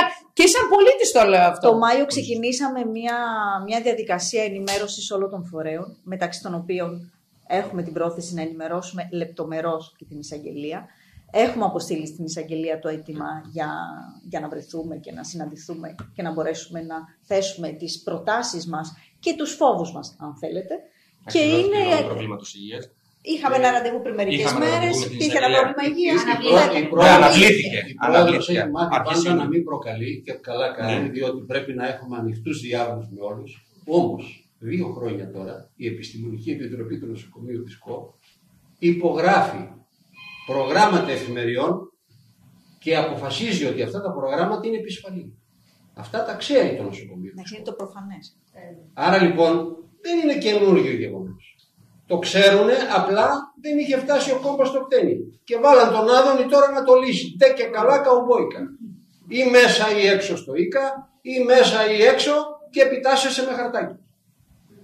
Βάλαν δηλαδή τον άνθρωπο να κάνει τη βρώμικη δουλειά. Δεν νομίζω ότι είναι κακός ο άνθρωπος. Καλός είναι. Απλά δεν γίνονται έτσι δουλειές. Προχειρότητα. Μιλήσατε πριν για τα οικονομικά κίνητρα που δίνουν στους γιατρούς, αλλά μιλήσατε επίσης για τις προκηρύξεις οι οποίες είναι μόνο 4. Νομίζω μπορείτε να μου το απαντήσετε εσείς, κύριε Σανιδάφτου, πόσες αραπεκομιδές γίνονται καθημερινά και πόσα στοιχίζει στο ελληνικό κράτος? Αυτά τα χρήματα δεν θα μπορούσαν να δοθούν στους μόνιμους γιατρούς για να έρθουν να υπηρετήσουν? Αυτό είναι κάτι που το αντιλαμβάνεται όλη η κοινή γνώμη εκτός από το καθήλιο αρμόδιο Υπουργείο. Εγώ δεν θέλω να το σχολιάσω αυτό το πράγμα. Εδώ υπάρχουν και δηλώσεις επίσημων φορέων του νοσοκομείου ότι το νοσοκομείο έχει καταντήσει κέντρο αεροδιακομιδών. Πρέπει να τονίσουμε ότι οι αεροδιακομιδές στοιχεία αυτή τη στιγμή επίσημα δεν μπορώ να σας μεταφέρω γιατί δεν έχω επισήμως και να κάνω υποθέσεις από το μυαλό. Μπορεί να υπάρχουν και 2 ημερησίως σε όλη την τουριστική περίοδο. Πόσο κοστίζουν περίπου? Αυτό δεν μπορώ πάλι να σας το απαντήσω, αλλά μπορώ να σας πω ότι έχετε πολύ δίκιο στη βάση του συλλογισμού σας. Τώρα, από εκεί και πέρα να τονίσουμε όμως για να μην δημιουργούνται εσφαλμένες εντυπώσεις ότι οι αεροδιακομιδές που γίνονται επειδή δεν υπάρχει άλλη λύση για τον ασθενή. Δεν γίνονται ούτε επειδή υπάρχει ελλειπής ιατρική περίθαλψη, ούτε για οποιοδήποτε άλλο λόγο. Γίνονται γιατί η στελέχωση και η υλικοτεχνική υποδομή του νοσοκομείου της ΚΟ δεν μπορεί να καλύψει το συγκεκριμένο περιστατικό. Δεν είναι μόνο αυτό, γιατί πρόσφατα ένα οικογενειακό πρόσωπο μεταφέρθηκε στην Αθήνα με έμφραγμα γιατί δεν υπήρχε καρδιολόγος στο νοσοκομείο. Επομένως, έχει να κάνει άμεσα με τη στελέχωση. Και η στελέχωση και η υλικοτεχνική υποδομή. Εννοείται, αλλά αυτό είναι ένα έμφραγμα δεν μπορεί να παραλογισμός, ο οποίος δεν μπορεί, δηλαδή δεν αξίζει καν να τον συζητάμε. Αν αυτό το απλό δεν μπορούν να το αντιληφθούν αυτοί που λαμβάνουν τις αποφάσεις, πώς περιμένουμε να αλλάξουν το οργανόγραμμα του νοσοκομείου, ας πούμε. Παράδειγμα, χτίζεται για ένα βρέφος. Ναι, εννοείται. Κοιτάξτε, δεν είναι ούτως ή άλλως. Δεν μπορεί να έχουν αναγνώριον εδώ. Περιπτώσεις που πρέπει να γίνουν οπωσδήποτε αεροδιακομιδές. Δεν έχουμε τριτοβάθμιο νοσοκομείο, δεν έχουμε χειρουργούς εξειδικευμένους, αγκιοχειρουργούς, νευροχειρουργούς. Λοιπόν, υπάρχουν κάποια περιστατικά που δυστυχώς είναι στην πυραμίδα. Πάντα γινόντουσαν από το 1988 που ήμουν εγώ αγροτικός γιατρός και θυμάμαι κάποιον που τον είχε πατήσει το πόδι ο οδοστρωτήρας. Οπωσδήποτε έπρεπε να πάει στην Αθήνα. Υπάρχουν περιστατικά που πρέπει να καταφύγουν οπωσδήποτε στο κέντρο.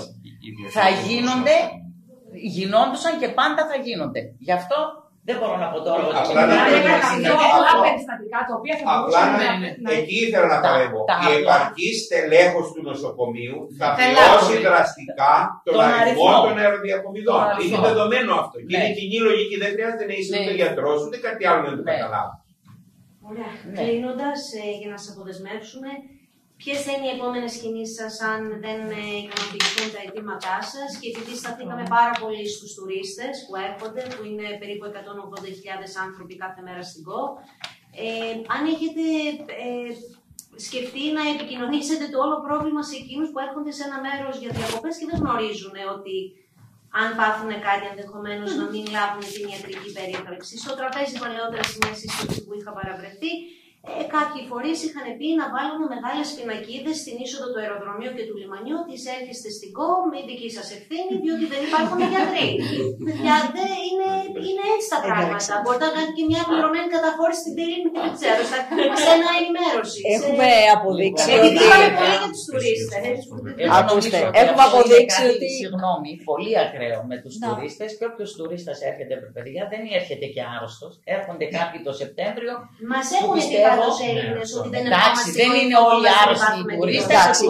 Να τονίσουμε ότι ο στόχος μας. Δεν θα τον πούμε ότι είσαι άρρωστος από την ώρα που πατάς την πόρτα. Αλλά μισό λεπτό, τώρα πάνω σε αυτό που είπε η συνάδελφος όμως, γνωρίζουμε, είμαστε και μάθαμε γεγονότων ότι στο κομμάτι των νεφροπαθών, στην κλινική των νεφροπαθών, ξέρουμε ότι κάποιοι τουρίστες οι οποίοι κάνουν αιμοκάθαρση δεν μπορούν να έρθουν για διακοπές στο νοσοκομείο της ΚΟ, γιατί δεν υπάρχει θέση να κάνουν την καθιερωμένη τους αιμοκάθαρση. Άρα συνδέεται και με τον τουρισμό αυτό. Γιατί και οι άνθρωποι νεφροπαθείς έχει δικαίωμα να κάνει τις διακοπές του. Γιατί δηλαδή τους νεφροπαθείς τουρίστες εμείς τους λέμε στην ΚΟ δεν θα έρθεις ποτέ. Θα έπρεπε να είναι διαφοροποιημένοι στελέχους. Γιατί να μην γίνει δηλαδή αυτό, δεν είναι άδικο. Κυρία Πολέζου, συγγνώμη λίγο, αλλά εδώ ξεχνάτε ότι μιλάμε για ένα νοσοκομείο, μόνο δημόσιο, δεν υπάρχει ιδιωτικό. Στη Ρόδο υπάρχει νεφρολογική κλινική ιδιωτική. Είναι κάτι διαφορετικό. Λοιπόν, έχει διαπιλογή να πάει στη Ρόδο. Στην ΚΟ δεν μπορεί να. Αυτό λέμε, ότι η κόστη για τους νεφρολογικούς τουρίστες είναι. Κοιτάξτε, για να απαντήσω λίγο. Δεν έχουμε κανένα σκοπό να πυροδοτήσουμε εμείς το κλίμα και δεν έχουμε σκοπό να φοβήσουμε τους κατοίκους ή τους επισκέπτες της ΚΟ. Αυτό που έχουμε σκοπό να κάνουμε και που το ξεκινήσαμε εδώ και πολύ καιρό, απλά από το Μάιο το κάναμε εντατικά, γιατί θεωρήσαμε ότι ο κόμπος έχει φτάσει στο χτένι και δεν μπορεί αυτή η φετινή τουριστική περίοδος να μας βρει χωρίς να είμαστε έτοιμοι. Θεωρήσαμε σωστό και σοβαρό να ενημερώσουμε για τα δεδομένα που υπάρχουν αυτή τη στιγμή στο νησί όλους. Από εκεί και πέρα, η αλήθεια είναι ότι και το μαχαίρι και το πεπόν το έχει το Υπουργείο.